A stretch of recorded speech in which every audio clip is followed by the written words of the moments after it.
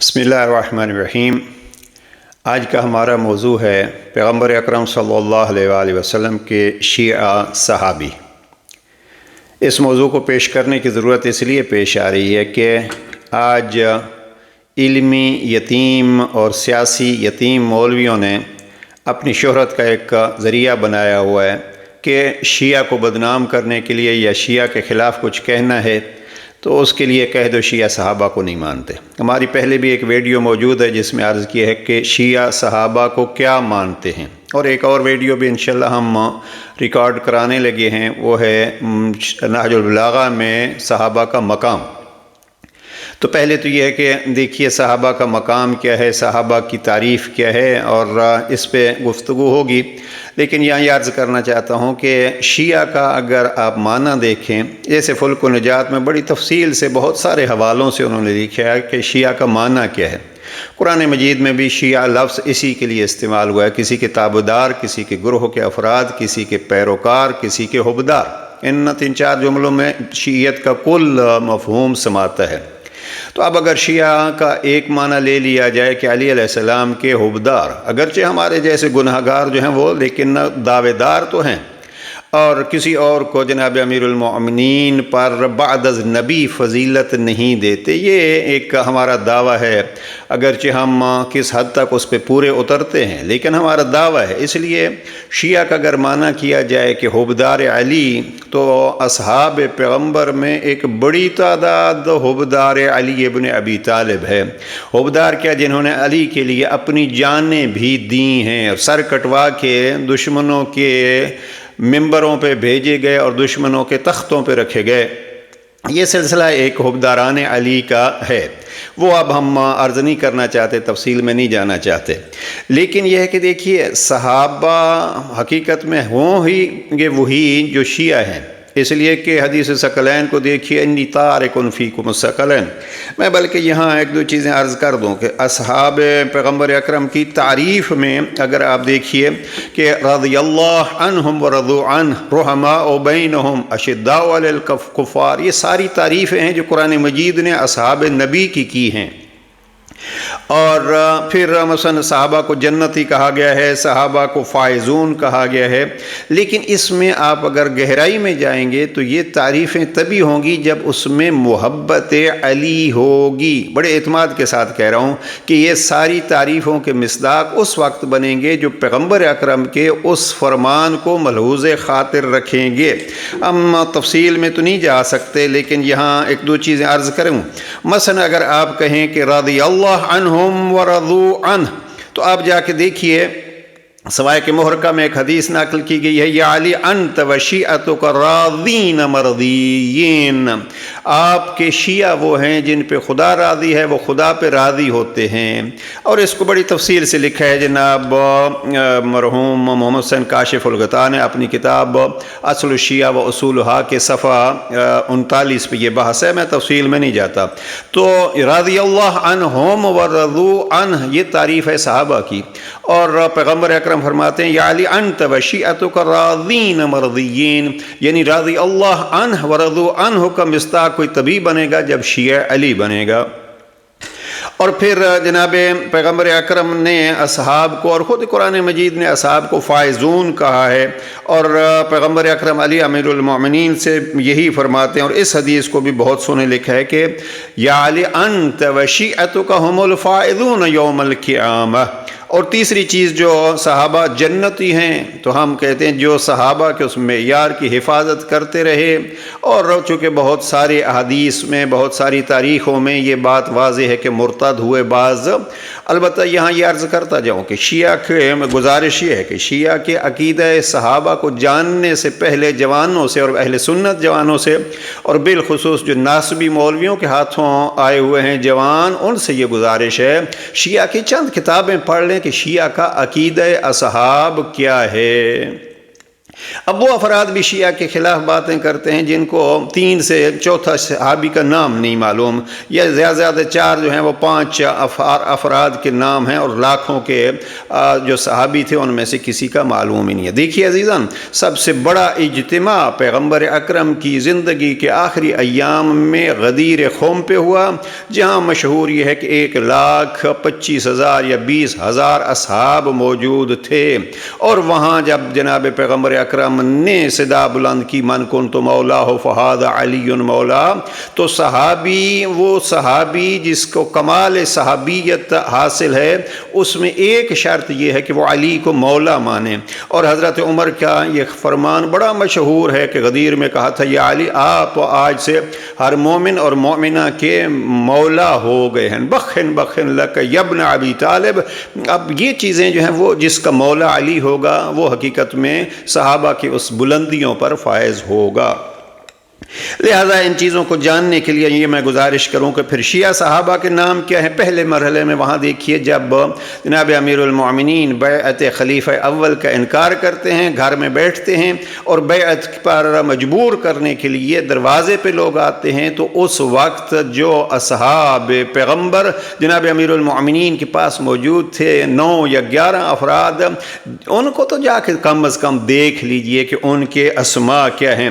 مثلا جہاں انہوں نے لکھا ہے، ان ناموں میں اگر آپ دیکھیں گے تو ایک تعداد لکھی ہے جناب مرحوم کاشف الغطا نے، اور پھر انہوں نے تفصیل لکھی ہے، اور یہ لکھا ہے کہ کون کون سے اصحاب وہاں موجود تھے، اور پھر اصحاب پر لکھی جانے والی کتابوں کا انہوں نے تذکرہ کیا ہے۔ اب ہم نے ایک فہرست بنائی ہے جس کی طرف ہم نہیں جاتے، بہرحال یہ فہرست مثلا ان اصحاب کو اگر آپ دیکھیے تو جناب امیر المومنین کے اصحاب اور جن کو ہم کہتے ہیں شیعہ اصحاب، ان میں سر فہرست کیا ہے؟ جناب سلمان فارسی ہیں، جناب ابو ذر ہیں، جناب مقداد ہیں، جناب ذو الشہادتین ہیں، ابن التیہان ہیں، عمار یاسر ہیں، حذیفہ یمانی ہیں، فضل ابن عباس ہیں، عبداللہ ابن عباس ہیں، ہاشم ابن عبداللہ مرکال ہیں، ابو ایوب انصاری ہیں، ابان بن سعید ابن عاص ہیں، خالد ابن سعید ابن عاص ہیں۔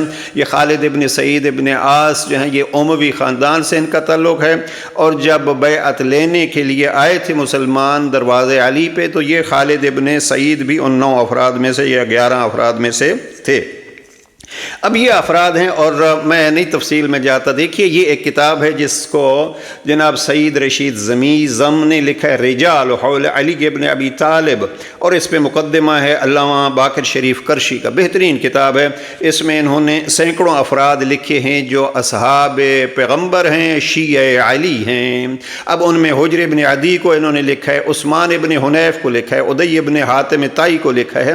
اب یہ ادی ابن حاتم طائی جو ہیں وہ آخر تک رہے۔ یہ عثمان ابن حنیف ہیں جن کا نہج البلاغہ خط 45 میں جناب امیر علیہ السلام نے تذکرہ کیا، جب یہ مصر کے بصرہ کے گورنر تھے، اور اب ان کے ساتھ جنگ جمل میں کیا ہوا، اور پھر جنگ جمل میں یہ کیسے لڑے علی علیہ السلام کی طرف سے، یہ بحثیں ساری جو ہیں وہ آپ اس میں دیکھ سکتے ہیں۔ یہ بڑی اچھی کتاب ہے، رجال حول علی ابن ابی طالب، علی ابن ابی طالب کے ارد گرد والے جو ہیں وہ افراد۔ اس کتاب کو ایک کو پڑھیے۔ اب ہم ایک ایک صحابی کا تذکرہ نہیں کرنا چاہتے، یا میرے پاس اصحاب الیمین ہے، اس کو اگر آپ دیکھیں گے تو اس میں وہ افراد بھی ہیں جو کربلا میں صحابی کی صورت میں موجود ہیں۔ یہ ہمارے استاد محترم آیت اللہ العظمیٰ آغائی جعفر سبحانی کی یہ کتاب ہے۔ اس کتاب میں انہوں نے شخصیت ہے اسلامی شیعہ، تقریباً یہ فرماتے ہیں کہ 150 افراد کے اسماء گرامی انہوں نے جمع کیے ہیں جو علی امیر المومنین کے شیعہ تھے۔ دیکھیے یہ ایک اصحاب علی، اس میں ایک رسالہ تھا لکھنؤ سے شائع ہوتا تھا، سرفراز۔ یہ سرفراز رسالے میں 1960 میں ایک شمارہ ہوتا ہے اصحاب امیر المومنین۔ البتہ یہاں انہوں نے جناب پیغمبر اکرم کے اصحاب کی تعریف اور نام بھی لکھے ہیں، اور اس کے بعد جو تابعی ہیں جیسے مالک اشتر ہیں ان کے بھی افراد کے نام لکھے. مجھے بہت پسند آیا ان کا. دیکھو انہوں نے یہاں لکھا ہے حضرت علی ابن ابی طالب اور پھر 40 افراد جن میں سے خواتین جو ہیں وہ خواتین جو پیغمبر کے زمانے میں موجود تھیں، جیسے جناب ام سلمہ، ان کو محبت علی بھی کتنی حاصل تھی. تو یہ اس میں اردو میں لکھی گئی ہے کتاب، اور اس پہ پھر اصحاب علی کے حوالے سے بعض صحابہ کی تفصیل بھی لکھی گئی ہے. تو اس کو پڑھ لیجیے. ابھی مجھے نہیں معلوم یہ کہیں نیٹ پہ موجود ہے یا نہیں. اس کے علاوہ آپ دیکھیے یہ ہے کتاب جناب علامہ قاضی نور اللہ ششتری کی، یہ مجالس المؤمنین. اس میں بہت سارے افراد کا تذکرہ ہے جو اصحاب ہیں اور جو شیعہ علی ابن ابی طالب ہیں. ایک کتاب سید علی خان کی ہے جنہوں نے اس کی صحیفہ سجادیہ کی اچھی شرح کی ہے، ریاض السالکین. ان کی ایک کتاب ہے الدرجات الرفیہ، اس میں اصحاب کا تذکرہ ہے. البتہ انہوں نے 3 حصے تقسیم کیے ہیں، اور پہلا یہ ہے کہ بنو ہاشم میں سے، دوسرا یہ ہے کہ مہاجرین میں سے، تیسرا ہے انصار میں سے. اور شیخ کاشف الغطاء نے ایک کتاب لکھی ہے الحصون المنیعہ فی طبقات الشیعہ، اس میں بھی انہوں نے ان اصحاب کا تذکرہ کیا ہے. بس یاد رکھیے، اور خلاصہ کلام اس کو ہم یوں جمع کرتے ہیں کہ دیکھیے صحابی حقیقت میں با کمال وہی ہے جو علی ابن ابی طالب کے پیچھے چلتا رہے، اس لیے کہ پیغمبر کا یہ مشہور فرمان ہے. اور ترمذی نے اس کو یوں لکھا ہے کہ علی حق کے ساتھ ہیں، حق علی کے ساتھ ہیں. اور پھر پیغمبر نے وہ مشہور دعا فرمائی، پروردگار حق کو ادھر موڑ جدھر علی جائے، یعنی حق علی کے پیچھے چلتا ہے. اب جس کو حق بننا ہے، حق ثابت کرنا ہے، وہ کسی زمرے میں بھی ہو تو اس کو علی کے پیچھے چلنا ہوگا. ہم اس صحابی کے غلام ہیں جو علی کے پیچھے چلتا ہے، جو علی سے محبت رکھتا ہے، حدیث پیغمبر اکرم پر عمل کرتا ہے. اور خود نہج البلاغہ میں امیر المومنین فرماتے ہیں کہ اتباع نہج البلاغہ خطبہ 85 اگر دیکھیے، جناب امیر علیہ السلام نے تعریف کی ہے اصحاب کی، اور پھر فرمایا کہ اہل بیت کی، اور پھر فرمایا ہم عظمت الحق، اہل بیت دین حق کی باغ ڈور ہیں، یعنی جہاں یہ چلیں گے وہاں ان کے ساتھ دین چلے گا. لہٰذا بس عزیزان سے یہ گزارش ہے شیعہ سنی جوانوں سے کہ یہ اختلافی مسائل اس دور میں بھی پتہ نہیں کیا ہمیں مصیبت ہے، اور ہم کس چکر میں لگے ہوئے ہیں کہ ایک دوسرے پہ الزامات دیکھنا ہے. اگر تعریف شیعہ دیکھنی ہے، تعریف اصحاب دیکھنی ہے، تعریف داران علی ابن ابی طالب دیکھنی ہے تو نہج البلاغہ کے خطبہ نمبر 180 کو پڑھیے، جہاں جناب امیر علیہ السلام فرماتے عین اخوانی الذین رکبوا الطریق ومضوا علی الحق، عین عمار، عین ابن التیہان، عین ذو الشہادتین، کہاں ہیں میرے یہ بھائی. اور پھر علی اپنی ریش مبارک پہ ہاتھ رکھ کے کافی دیر تک روتے رہے.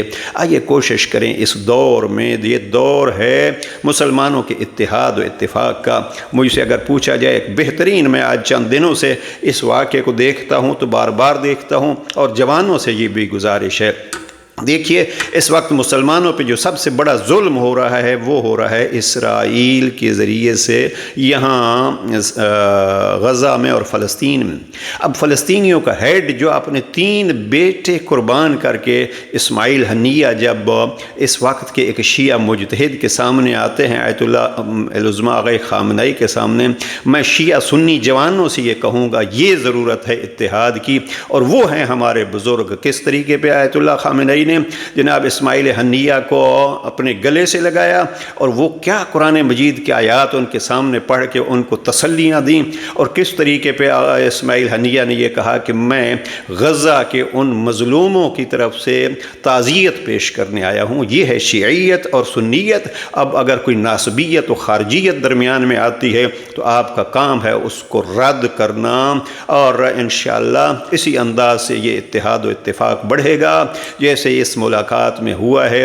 وہ رئیسی مرحوم کے جنازے نے یہ نمونہ دکھایا ہے کہ دیکھو یوں ہوتے ہیں شیعہ اور سنی آپس میں. کل بھی بھائی بھائی تھے، آج بھی بھائی بھائی ہیں، اور یہ عملی طور پر دکھایا ہے. اور انشاءاللہ اس اتحاد کا مثبت نتیجہ ہوگا، اور ناسبیت و خارجیت جو دشمن کا آلہ کار بنی ہوئی ہے انشاءاللہ اس کو ناکامی ہوگی. بس آخری لفظ یہ ہیں کہ دیکھیے شیعت پہ الزام لگانے کے بجائے شیعہ کے ہم مقام صحابہ کیا ہے وہ شیعہ سے پوچھ لیجئے، کوئی کتاب پڑھ لیجئے. والسلام علیکم ورحمۃ اللہ وبرکاتہ.